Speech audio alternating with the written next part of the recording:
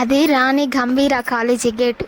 గేటుకి ఇవతల కన్నెపిల్లలు, కుర్రాళ్ళు గుంపులు గుంపులుగా కబుర్లు చెప్పుకుంటున్నారు. అవి మామూలు కబుర్లు కావు. ఆనందం పట్టలేనంత ఉత్సాహం, ఉత్సాహం పట్టలేనంత ఉద్రేకం, వీటిలో కలగలిసిన అమాయకత్వం అక్కడున్న వారందరినీ అందానికి మారు రూపంగా తయారు చేసింది. వారిలో కొందరు సగం తీసి ఉన్న గేటులోంచి ముందుకు వెళ్ళి గంభీరంగా మారిపోతున్నారు. దేవేంద్ర అక్కడున్న ఆడపిల్లల్ని అదే పనిగా చూస్తున్నాడు. అతడి చూపుల బాణాలేటు నుంచి వస్తున్నాయో తెలియకుండా నల్లద్దాల కళ్ళజోడు పెట్టాడు. అంతా బాగున్నారు. వారిలో ఎవరిని? అదే అతడి ఆలోచన. ఆ సమయంలో అక్కడున్న ఆడ మగ అందరూ ఓ వైపుగా తిరిగారు. అదిగో అదిగో అంటున్నారు. అక్కడేముందోనని దేవేంద్ర కూడా అటు తిరిగాడు. అంతే. అతడి కళ్ళు అతడివి కావు, అతడి వళ్ళు అతడిది కాదు. హాస చేతిలో స్వెట్టరు ఓ మూల ఉక్కబోసి మేమంతా చూస్తుంటే, ఆ స్వెటర్ ఎందుకే అంది పార్వతమ్మ. భోంచేయడానికి వెడుతున్నాను అంది హాస. భోంచేస్తే స్వెటర్ ఎందుకు? నరసింహం గారు ట్రాన్స్ఫర్ అయి వెళ్ళిపోతూ నాన్నగారికి ఫ్రిడ్జ్ అమ్మేసి డబ్బులు మీ ఇష్టం వచ్చినప్పుడు పంపించండి అన్నారు. అది మన ఇంటికి వచ్చి 10 రోజులైంది. సెకండ్ హ్యాండ్దైనా ఫస్ట్ క్లాస్గా పనిచేస్తుంది. బాగుంది. నువ్వేం ఫ్రిడ్జ్లో కూర్చొని భోంచేస్తావా అంది పార్వతమ్మ. ఓ, నీకంతా మడి కదా. ఏ రోజు వంట ఆ రోజే తింటావు, అందుకని నీకేం తెలియదు. అమ్మ నిన్న రాత్రి మిగిలిన అన్నం, దొండకాయ కూర, కొబ్బరి పచ్చడి, సాంబారు అన్నీ ఫ్రిడ్జ్లో పెట్టి సరిగ్గా నేను భోంచేసే ముందే తీస్తోంది. అవి ముట్టుకోగానే అమ్మో తలుచుకుంటూనే అంటూ వణికిపోసాగింది హాస. చాలే బడాయి అని బామ్మ అంటుండగా హాస తమ్ముడు ఐస్ క్రీమ్ తింటూ అలా వచ్చాడు. ఏరా, పాల గ్లాస్ అన్నం గిన్నెగానే తగిలిందేమిటి? వెళ్ళి కాసిని పసుపు నీళ్ళు చల్లుకో బామ్మ అంటుంది అంది హాస. ఇది నిజంగానే ఐస్ క్రీమ్, నువ్వేమంటావో నాకు అర్థం కావడం లేదు అంటుండగా నువ్వు వినిపించి అటు చూశాడు వాడు. తాతగారు అతి కష్టం మీద నవ్వాపుకొని, మనవరాలా, ఈరోజు కాలేజీ మానేయకూడదే, రోజంతా కబుర్లు చెప్పుకుందాం అన్నాడు. నేను ఇక్కడ ఉండిపోతే నా స్నేహితులంతా ఏమైపోతారు అంది హాస. ఏమిటే ఇంత ఆలస్యం అంది సుగుణ. ఇందాకటి నుంచి నవ్వడానికి జోకులు లేక ఉత్తినే నవ్వేసుకుంటున్నాం. రా తల్లి, ఓ మంచి జోక్ చెప్పి నవ్వించు అంది మాలతి.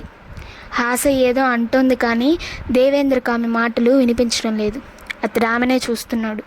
లేత నీలం రంగు చీర మీద అదే రంగు బ్లౌజ్ వేసుకుందామె. లేత గులాబీలా ఉన్న ఆమె ముఖంలో నల్ల కలువల వంటి కళ్ళు, దొండపండు వంటి పెదాలు తమాషాగా మెరుస్తున్నాయి. ఈమె మనిషి కాదు, దేవకాంత అనుకున్నాడు దేవేంద్ర. వెళ్ళి వెంటనే పలకరించాలని తోచింది అతనికి. కానీ తను వేటగాడి ఎర, తొందరపడకూడదు. ఆమె పెదవుల కదలికలో సంగీతపు నడకలు, ముత్యం లాంటి ఆమె పళ్ళు పియానో మెటల్లా అప్పుడప్పుడు దర్శనమిస్తున్నాయి. వేటకు శివంగి కూన దొరికింది. వేటాడి దాన్ని కూరంగా బాలగా మార్చాలి అనుకున్నాడు దేవేంద్ర. టైము 9 అయింది. గౌతమ్ స్నానం చేశాడు, బట్టలు మార్చుకున్నాడు. అద్దం ముందు నిలబడి తల దూకుంటూనే అక్కడ అతడికి తన ప్రతిబింబ స్థానంలో సీత కనపడింది. సీత అన్నాడు అతడు. సీత నవ్వింది. నువ్వు మధ్యతరగతి వాడివి, మనిషిలా బ్రతుకుతున్నాను అనుకునేవాడివి.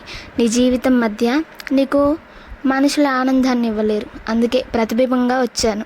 నీ ముచ్చట తీర్చుకో అందామె. గౌతమ్ బదిలివ్వలేదు. అద్దంలో ప్రతిబింబం తన దుస్తులు విప్పుతోంది. గౌతమ్ చటుక్కున వెనక్కు తిరిగాడు. అక్కడెవరూ లేరు. చీ అనుకున్నాడు అతడు. నా మనసులో అసీత పట్ల వాంఛ ఉంది, అందుకే ఇలా జరుగుతోంది అనుకుంటూ అతడు తిరిగి అద్దం వైపు చూశాడు. సీత సినిమాల్లో సిల్క్ స్మితలా ఉంది. ఎటొచ్చి కాస్త నాజుగ్గా ఉంది. ఆమె నృత్యం చేస్తోంది. ఆ నృత్యం అసభ్యంగా ఉంది. ఏవగించుకుంటూనే గౌతమ్ ఆ నృత్యం చూస్తున్నాడు. అప్పుడు వీధి తలుపునెవరో తట్టారు. అద్దంలో ప్రతిబింబం మాయమైంది. గౌతమ్ వెళ్ళి తలుపు తీశాడు. ఎదురుగా గడ్డం మాసి కళ్ళు లోతుకుపోయి తైల సంస్కారం లేని జుట్టుతో అక్కడక్కడ చిరిగిన దుస్తులతో ఓ యువకుడు. అతడికి 20 ఏళ్ళు దాటి ఉండవు. గౌతమ్ అతడి వంక ప్రశ్నార్థకంగా చూశాడు. ఆ యువకుడు మౌనంగా అతడికి ఒక కాగితం అందించాడు. అయిష్టంగానే గౌతమ్ ఆ కాగితం అందుకొని చదివాడు. అందులో వ్రాసిన ప్రకారం ఆ యువకుడికి బ్లడ్ క్యాన్సర్, ఆపరేషన్కి డబ్బు కావాలి. 6 నెలల్లో 50,000 జతపడితే అతడు బ్రతుకుతాడు. అయిన వాళ్ళెవరూ లేరు. తృణమో పనమో ఇచ్చి సాయపడమని విన్నపం. గౌతమ్ కాగితం చదివి ఆ యువకుడు వంక యగాదిగా చూశాడు. ఆ యువకుడు ఇబ్బందిగా కదిలి అతడి చేతిలోని కాగితం అందుకున్నాడు. లోపలికి వస్తావా అన్నాడు గౌతమ్. ఆ యువకుడు అర్థం కానట్లు ప్రశ్నార్థకంగా చూశాడు. లోపలికి రా అన్నాడు గౌతమ్. ఎందుకు? నీరసంగా నూతిలోంచి వచ్చినట్లున్నాయా మాటలు. అన్నీ చెబుతాను, లోపలికి రా. ఇద్దరూ లోపలికి వెళ్ళారు. గౌతమ్ అతడిని కుర్చీలో కూర్చోమని ఫ్లాస్క్లోంచి కాఫీ కప్పులోకి పోసిచ్చాడు. నేను కాఫీ తాగను అన్నాడు ఆ యువకుడు ఇబ్బందిగా. ఈ ఒక్కసారికి కొంచెం తాగు. ఆ యువకుడు వేడి కాఫీని ఒక్క గుక్కలో తాగేసి కప్పు పక్కన పెట్టేసి ఇబ్బందిగా గౌతమ్ వంక చూశాడు. నీకు నీ జబ్బు తగ్గాలనుందా? ఉంటే ఇది మార్గం కాదు. బ్లడ్ క్యాన్సర్తో బాధపడుతున్న వాడివి. ఎన్నాళ్ళని తిరుగుతావు? ఎంత తిరిగినా 6 నెలలు కాదు, 6 ఏళ్ళు గడిచినా నువ్వు 50,000 పోగు చేయలేవు అన్నాడు గౌతమ్. అతడు నిట్టూర్చి అంతా నా అదృష్టం అన్నాడు. నీ అదృష్టం కొద్దీ నువ్వు నా దగ్గరకు వచ్చావు. అందరిలా కాక ప్రత్యేక ఆశయంతో జీవితం గడపాలని లక్ష్యం కోసం వెతుకుతున్నా నాకు లక్ష్యం తప్పిపోయింది. నువ్వు నా 2వ లక్ష్యానివి. నా జీవితం దారపోసి నీ ఆరోగ్యం కాపాడుతాను. నువ్వు ఇలా తిరగడం మానేసేయి అన్నాడు గౌతమ్. నేను మీకేమవుతానని అన్నాడు ఆ యువకుడు అనుమానంగా. వరుసలు బంధుత్వాలు అన్నీ భ్రమ. మనిషికి మనిషి ఏమీ కాదనుకోవడం కంటే అన్నీ అవుతాడనుకుంటేనే బాగుంటుంది నాకు. మీరు నా జబ్బును అనుమానిస్తున్నారు, నన్ను మోసగాడిని అనుకుంటున్నారు. నాకు డాక్టర్ పరీక్ష చేయించి పోలీసులకు అప్పగించాలనుకుంటున్నారు అన్నాడు ఆ యువకుడు నిష్ఠూరంగా. నువ్వు మోసగాడివా? ఆ యువకుడు దోల నవ్వి నా జబ్బును నమ్మిన వాళ్ళని నేను నమ్మలేదు అన్నాడు. నా ప్రశ్నకు జవాబు ఇది కాదు. నువ్వు మోసగాడివా అన్నాను. దానికి బదులు కావాలి. కూటి కోసం కోటి విద్యలు మోసం అవుతాయా? కూటి కోసమే అయితే నాతో ఉండు, ఏ విద్యలు అక్కర్లేదు. అంటే నాకు తోడు కావాలంటే పెళ్లి చేసుకోవచ్చుగా. ఆడదాన్ని నా జీవితంలోకి ఆహ్వానించదలుచుకోలేదు. ఆడది మగాడిలో స్వార్థాన్ని ప్రేరేపించి వాణ్ణి నీచుడిగా మారుస్తుంది. ఆ యువకుడి వంక అనుమానంగా చూసి, మీరు హోమోసెక్సువల్ కాదు కదా అన్నాడు. ఊహించని ఈ ప్రశ్నకు గౌతమ్ తెల్లబోయాడు. నా స్నేహితుడొకడు నాకులాగే బ్లడ్ క్యాన్సర్ అని ఇంకో ఊళ్ళో తిరుగుతున్నాడు. వాడికి ఇలాంటివి అభ్యంతరం ఉండవు. కావాలంటే వాడికి చెబుతాను, మీరిద్దరూ కాపురం చేయొచ్చు. షటప్ అన్నాడు గౌతమ్. ఒక్క పైసా ఇవ్వకుండా నా సమయం వృధా చేశారు. పైగా షటప్ అంటారేంటి? గెటౌట్ అన్నాడు గౌతమ ఆవేశంగా. ఆ గొంతులోని తీవ్రతకు భయపడి తనలో తానే ఏదో గొనుక్కుంటూ వెళ్ళిపోయాడు ఆ యువకుడు. గౌతమ్ ఆవేశం ఇంకా చల్లారలేదు. అతను 10 మైళ్ళు పరిగెత్తిన వాడిలా రొప్పుతున్నాడు.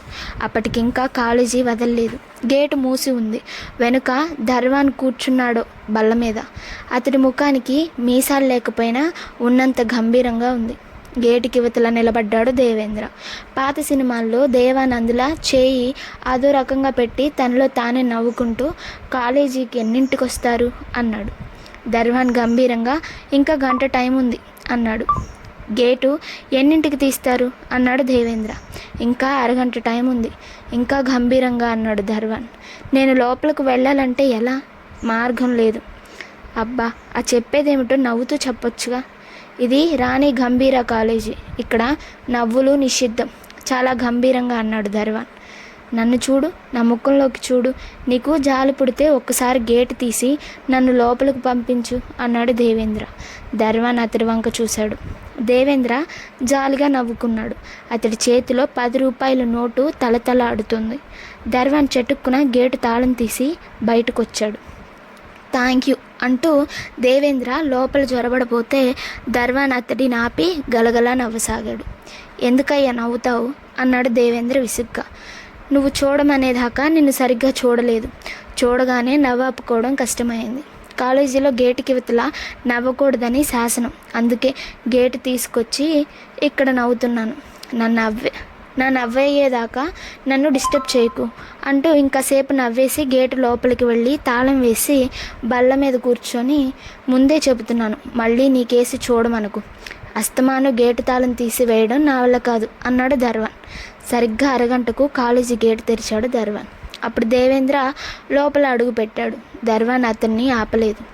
దేవేంద్ర తమాషాగా నడుస్తూ చేతులు దోలా పెట్టి మధ్య మధ్య తనలో తనే నవ్వుకుంటూ దేవానంద్ ఆ ప్రాంగణంలో అడుగు పెట్టాడా అన్నట్లు ముందడుగు వేస్తున్నాడు. అలా కొంత దూరం వెళ్ళాడో లేదో ఓ మనిషి అతన్ని ఆపి, నాతో పద అన్నాడు. దేవేంద్ర అతడి వంక చూశాడు. ఎత్తుగా బలంగా బుర్రమేసాలతో పెద్ద వస్తాదులా ఉన్నాడు అతను. ఎవరు నువ్వు అన్నాడు దేవేంద్ర. ఆ ప్రశ్న నిన్ను అడగాలి. ఎందుకని? నేనెవరో తెలియని వాళ్ళు ఈ కాలేజీ ఆవరణలో అడుగుపెట్టరు. ఎవరు నువ్వు? తెలుసుకోవాలంటే రాణి గంభీరాదేవిని అడుగు. ఆవిడెవరు? ఈ కాలేజీ ప్రిన్సిపల్. విశాలమైన గదిలో నెహ్రూ తరం దాకా దేశ నాయకుల పటాలు గోడలకి వేలాడుతున్నాయి. సత్యమేవ జయతే, అహింస పరమయో ధర్మం, ఆరోగ్యమే మహాభాగ్యము వగైరా వాక్యాలు కూడా గోడలకు రాసి ఉన్నాయి.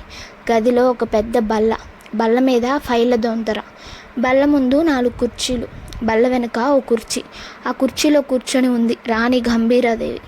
తలుపు తెరుచుకొని దేవేంద్ర లోపలికి ప్రవేశించగానే ఇలా వచ్చి కూర్చోండి అందామె. దేవేంద్ర ఎదురుగా ఉన్న కుర్చీలో వెళ్ళి కూర్చున్నాడు. అతడు తన గురించి ఏదో చెప్పబోతుండగా ముందా నవ్వాపండి అందామె. నేను నవ్వడం లేదు, నా ముఖమే అంత అన్నాడు దేవేంద్ర ఇంకా అలాగే చిరునవ్వులు చిందిస్తూ. అయితే మీరు మా కాలేజీ ఆవరణలో అడుగు పెట్టడానికి వీల్లేదు. ఎందుకని? ఈ ఆవరణలో నవ్వు నిషిద్ధం. ఎందుకని? రాణి గంభీరాదేవి అటు చూడండి అంది. దేవేంద్ర అటుగా చూస్తే నవ్వు 4 విధాల చేటు అని గోడ మీద రాసింది. నా అనుభవంలో నవ్వు 40 విధాల లాభం చేసింది. కొందరు నవ్వి లాభం పొందుతారు, వాళ్ళను మోసగాళ్ళు అంటారు. కొందరు లాభం పొంది నవ్వుతారు, వాళ్ళని వేటగాళ్ళు అంటారు. ఈ ప్రపంచం మోసగాళ్లతో వేటగాళ్లతో నిండి ఉంది. ఈ కాలేజీ ఆవరణలో వాళ్ళకి స్థానం లేదు.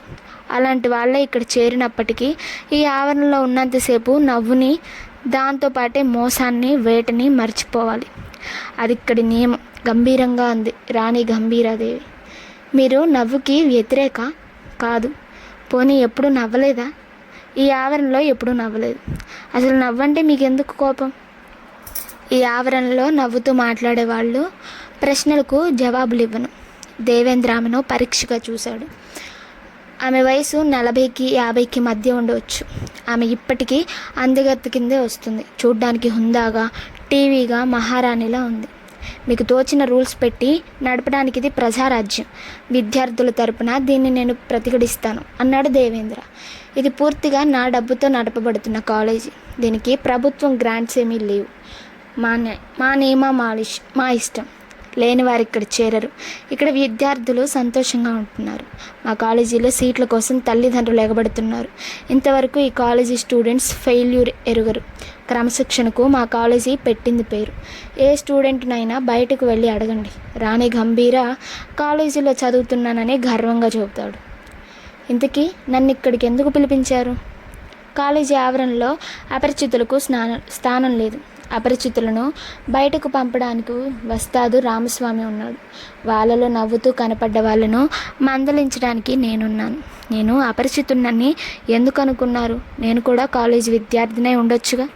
మా కాలేజ్ స్టూడెంట్స్ క్లాసులు అయ్యేటప్పుడు క్లాసుల్లో ఉంటారు, లంచ్ టైంలో డైనింగ్ హాల్లో ఉంటారు, తీరిక వేళల్లో లైబ్రరీలోనూ ప్లే గ్రౌండ్స్లోనూ ఎంటర్టైన్మెంట్ హాల్లోనూ ఉంటారు.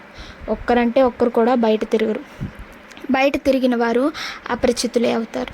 నేను మళ్ళీ నవ్వుతూ ఈ కాలేజీ ఆవరణలో అడుగు పెడితే ఏమవుతుంది? ఇప్పుడు నవ్వు 4 విధాలా చేయటని విన్నారు. అది ఎలాగో అప్పుడు తెలుసుకుంటారు, వస్తారు. రామస్వామిని చూశారుగా. అతడు తలుచుకుంటే మీరు కాలేజీ ఆవరణలోనే కాదు, జీవితంలోనే మళ్ళీ నవ్వలేరు. ఆ మాట హెచ్చరికలా లేదు, భవిష్యధ్వానిలాగా ఉంది. అపరిచితులు కాలేజీలో అడుగు పెట్టకూడదు అనుకున్నప్పుడు మీరు ధర్వానుక విషయం చెప్పాల్సింది. అతడే నన్ను ఆపి ఉంటే. కాలేజీ గేటు ముందో బోర్డు ఉంది. కళ్ళున్న వాళ్ళు, చదువుకున్న వాళ్ళు అది చదివి అసలు విషయం తెలుసుకోవచ్చు అంది రాణి గంభీరాదేవి. ప్రవేశానికి ముందు ఈ కాలేజీ విద్యార్థులు తప్ప ఇతరులు ప్రత్యేక అనుమతి తీసుకోవాలి. బోర్డు చదివి నిట్టూర్చాడు దేవేంద్ర.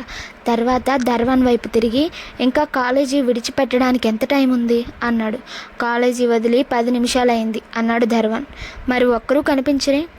ఎవరు? స్టూడెంట్సా? వాళ్ళెందుకు కనిపిస్తారు? ఇలా కాలేజీ వదలగానే అలా మాయమైపోతారు. కొందరు సినిమాలకి, కొందరు హోటళ్ళకి, కొందరు పార్కులకి అని ఆగి నిన్ను చూస్తే నవ్వొస్తుందని చూడడం లేదు, కానీ నిన్ను చూడకపోయినా జాలిస్తుంది. నీకు మంచి కబురు చెబుతాను. ఇందాక చూపించావే ఆ నోటిస్తావా అన్నాడు ధర్వాన్. చల్లని నీ రెండలో గులాబీలించే పూల మొక్కల మధ్య పూల బాలల్లా కూర్చొని పూల వికాసాన్ని మించిన హాస్యాన్ని ప్రదర్శిస్తున్నారు 6 అమ్మాయిలు. వారి మధ్య వనదేవతల టీవీగా కూర్చున్న 7వ అమ్మాయి హాస. మా ఇంటికో అంకులు వస్తుంటారు. ఎప్పుడొచ్చినా నన్ను పిలిచి దువ్వెన అడుగుతుంటారు. దువ్వెన ఇవ్వగానే అద్దం ముందుకు వెళ్ళి గంట సేపు తల దువ్వేస్తారు. అదేమిటంటే తల దువ్వుకోకపోతే చిరాకంటారు అంది హాస. అయితే అంది ప్రతిభ. ఆయనది బట్టతల. అందరూ నవ్వేశారు. అందరికీ ముందు నవ్వాపిన మాలతి, నాకు తెలిసిన ఓ బట్టతల అంకుల్ జేబులో ఎప్పుడూ దువ్వెనుంచుకుంటారు అంది. అంతా గెళ్ళుమన్నారు. మీ అంకుల్ జేబులో దువ్వెనుండదా మరి అంది ప్రతిభ హాసతో. మొదట్లో ఉండేదిట, కానీ దారిన పోయే బట్టతల వాళ్ళంతా తన్ను దువ్వెన కావాలని అడుగుతుంటే చిరాకేసి మానేశారట. హాస, నువ్వు ఆయన వదిలిపెట్టావా అంది లలిత. ఓసారి ఏమైందో చెప్పనా అంది హాస. అన్నారు అందరూ కుతూహలంగా. ఓ రోజు నా అంకుల్ మా ఇంటికి వచ్చి దువ్వెన అడగలేదు. ఆశ్చర్యపోయి, అంకుల్ ఈరోజు దువ్వెన అడగలేదే అన్నాను. ఆయన కాస్త కోపంగా, కనపడడం లేదు, తిరుపతి వెళ్ళి గుండు చేయించుకు వచ్చాను అన్నాడు. అయ్యో, తిరుపతి వెళ్ళారా? నేను చూసి మీరింకా క్షౌరం చేయించుకు వచ్చారనుకున్నాను అన్నాను అంది హాస. అంతా గెళ్ళుమన్నారు. హాస, నీకు హ్యాట్స్ ఆఫ్ అన్నారు ఆడపిల్లలందరూ ఏకకంఠంతో. మా అంకులు అదే అన్నాడు. నేను ఆయనతో, మీరు హ్యాట్స్ ఆఫ్లో కంటే హ్యాట్స్ ఆన్లోనే బాగున్నారంటారు. అమ్మాయిలందరూ గెళ్ళుమన్నారు. హాస, ఇంత హాస్యం ఎక్కడి నుంచి పుట్టుకొస్తుంది నీలో? హాస నవ్వి, హాస్యం నాలోంచి పుట్టుకు రావడం లేదు, అది మన చుట్టూ ఉంది, దాంట్లోంచే నేను హాస్యాన్ని నేర్చుకుంటున్నాను అంతే అంది. మన చుట్టూ హాస్యమా? ఎక్కడే అంది కమల. జీవితం క్షణభంగురమని అందరికీ తెలుసు, కానీ దానికోసం అంతా ఎంత తాపత్రయపడతారు అంది. హాస్యం కదా. కాలే కడుపుతో మన ఇంటి ముందు నిలబడ్డ బిచ్చగాడిని కసిరి కొట్టి పంపించి దేశం కోసం నాయకులు ఏం చేయడం లేదని వాపోతుంటాం మనం. అది హాస్యం కాదా? ప్రాణం లేని బొమ్మను దేవుడిగా మార్చి ఆ దైవభక్తి పేరుతో ప్రాణమున్న బొమ్మలు అంటే మనుషుల్ని చంపుకుంటాం. అంది హాస్యం కాదా? ఆగింది హాస. ఇదేమిటే బాబు, హాస్యం గురించి అడిగితే వేదాంతం మాట్లాడుతున్నావు? బలవంతాన ఒంటికి చక్కిలిగింతలు పెట్టి తెప్పించే నవ్వు కాదు, వేదాంతపు లోతుల్లోంచి వచ్చిందే అసలైన హాస్యం. అది హృదయానికి గిలిగింతలు పెడుతోంది, ఏడో ఒకటి కాసేపు నవ్వుకోవడానికి. అలా కాదే, హాస్యం వల్ల ప్రయోజనం ఉండాలి. అయితే నువ్వు ప్రతి మాట ప్రయోజనం గురించి ఆలోచిస్తావా? కోర్స్. ఉదాహరణకు మా ఇంట్లో సంగతే తీసుకో. మా తాతగారు ఉన్నారు. ఆయన మెట్ట వేదాంతం చెబుతారు, తెలివిగా మాట్లాడతారు. ప్రతి దాంట్లో తర్కం ఉండాలంటారు. కానీ ఆయనకు వృద్ధవారి పతివ్రత అన్న సామెత వర్తిస్తుంది. వయసు, శక్తి, అధికారం ఉన్న రోజుల్లో తర్కం గురించి పట్టించుకోకుండా నిరంకుశంగా ప్రవర్తించేవారు ఆయన్ను నేను ఎలా వదులుతాను? మా బామ్ముంది, దైవభక్తి, ఆచారం, సంప్రదాయం అంటూ కబుర్లు చెబుతుంది. నన్ను చూస్తే మాత్రం ఆవిడకు శృంగారం గుర్తుకొస్తుంది. నా దగ్గర పెళ్లి గురించి తప్ప మరోటి మాట్లాడదు. మొగుడు దగ్గర ఎలా మసలాలో 1,00,000 విధాలా చెబుతుంది. ఆవిడ్ని నేను వదలలేను. నాన్నగారు ఉన్నారు. ఇంట్లో ఎవరు తప్పు చేసినా ఖండించరు ఆయన. తాను తప్పు చేస్తే ఆ మాట చెప్పడానికి కూడా వీల్లేదు. చిన్నవాళ్ళు చెబితే క్రమశిక్షణకు భంగం, పెద్దవాళ్ళు చెబితే కాలానుగుణంగా పద్ధతులు మారుతాయంటారు.